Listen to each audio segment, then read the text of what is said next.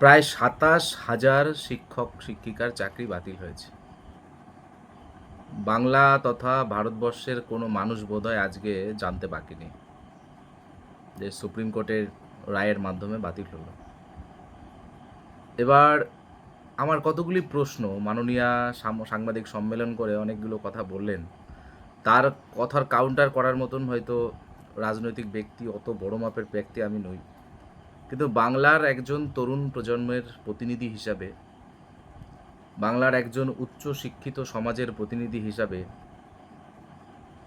বাংলার একজন শিক্ষক সমাজের প্রতিনিধি হিসাবে কতগুলি আমার প্রশ্ন। নাম্বার 1 প্রশ্ন, আপনি বলেছেন চাকরি বাতিল করেছে বিজেপি, কারণ বাঙালিদের চাকরি তাদের পছন্দ নয়। তা আপনার কাছে প্রথম প্রশ্ন, চাকরিটা দিয়েছে কে? বিজেপি না তৃণমূল?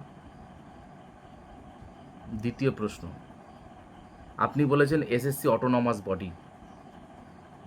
2011 সাল থেকে 2025 আজ পর্যন্ত প্রথমবারের মতো আপনার মুখ দিয়ে কেন শুনলাম এসএসসি অটোনমাস বডি, যেখানে আপনার নির্দেশের বাইরে একটা বাঘ তার বাচ্চা প্রসব করতে পারে না? পশ্চিমবঙ্গে কোনো উৎসব আপনার নির্দেশের বাইরে, আপনার ছবির বাইরে হয় না? পশ্চিমবাংলার কোনো ক্লাবের সভাপতি আপনার নির্দেশের বাইরে হয় না? সেখানে আপনার নির্দেশের বাইরে এসএসসি হাজার হাজার কোটি টাকা দুর্নীতি করলো। আমার প্রশ্ন নাম্বার 3, যারা পড়াশোনা করে চাকরি পাবে এই স্বপ্ন নিয়ে পড়াশোনা করেছে, এই সংখ্যা প্রায় পশ্চিমবাংলায় এই মুহূর্তে আছে 1 কোটি মতো। তাদের মুখের দিকে তাকিয়ে এত বড় মিথ্যা কথা বলতে আপনার একবারও বাধলো না বিবেকে?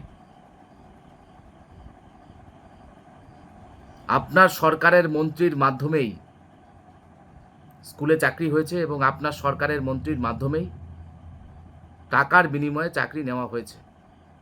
আপনারাও জানতেন যে যে পরিমাণ চুরি হয়েছে একদিন না একদিন আপনারা ফাঁসবেন এবং কান টানলে মাথা আসবে, মাথাটা নবান্নে থাকে। তাই সমস্ত নিয়োগ প্রক্রিয়ার ডকুমেন্টস, এভিডেন্স ইতিমধ্যে ধ্বংস করে দেওয়া হয়েছে।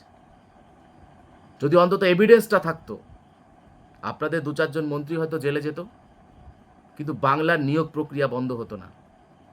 আর নিয়োগ প্রক্রিয়া বন্ধের ফলে ক্ষতিগ্রস্ত কারা হয়েছে? BJP, CPM?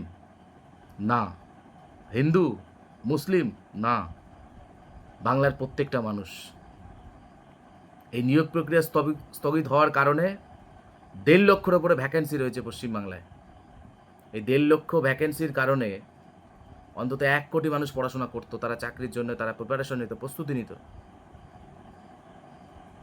এবং এই স্কুলগুলোতে ভ্যাকেন্সি থাকার কারণে সরকারি স্কুলের ছাত্ররা কমে যাচ্ছে। পড়াশোনা করে চাকরি পাওয়ার ট্রেন্ড মানুষের মধ্যে আর এখন নেই, দেখা যায় না, কোচিং সেন্টারগুলো উঠে গেছে। তাই মাননীয়, আপনার কাছে খুব সরাসরি আমার প্রশ্ন, যদি আমি খুব ছোট, আপনার রাজনৈতিক অভিজ্ঞতা, আপনার রাজনৈতিক ক্যালিবারের কাছে আপনি নাই জবাব দিতে পারেন আমার, কিন্তু বাংলার মানুষের কাছে আমি জবাব চাই যে এই সিম্পেথি দেখিয়ে, এই বাংলা সেন্টিমেন্ট দেখিয়ে আর কতদিন? আর কতদিন? 2011 সিপিএমের অত্যাচারের বিরুদ্ধে রায় দিয়েছেন, 2016, 2021 সিম্পেথি, কতদিন? উনি সিম্পেথি দেখাবে, আমরা ভোট দেব, উনি আবার ক্ষমতায় থাকবে, আবার বেকারদের পেটে লাথি মারবে। উনি জানেন যে 30% উনি ভোট পান, তারা খুব বেশি চাকরি নিয়ে মাথা ব্যথা নেই, তাদের খুব বেশি মাথা ব্যথা নেই। ওই 70% লোকেরই মাথা ব্যথা আছে, বেশিরভাগটা। তাই আপনারা যারা ভিডিওটা দেখছেন তাদের কাছেও আমার প্রশ্ন, মাননীয়ার অভিনয়ে আর কতদিন? যে 5-7 হাজার 10 হাজার যারা টাকার বিনিময়ে চাকরি পেয়েছেন তাদের শাস্তি হওয়া উচিত, কিন্তু তাদের শাস্তি সবাই মিলে ভাগ করে নেবে, কারণ এই সেগ্রিগেট করার কোনো রাস্তা ছিল না, সমস্ত কিছু এভিডেন্স নষ্ট করে দেওয়া হয়েছে।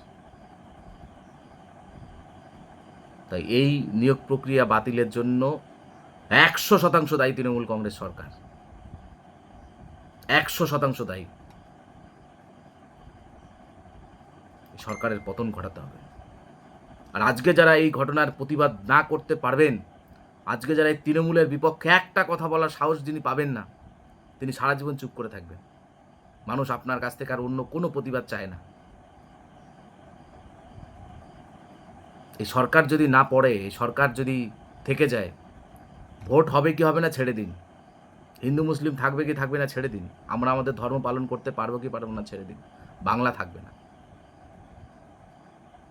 যে জাতির শিক্ষার মেরুদণ্ড ভেঙে দেওয়া, সেই জাতি থাকবে না।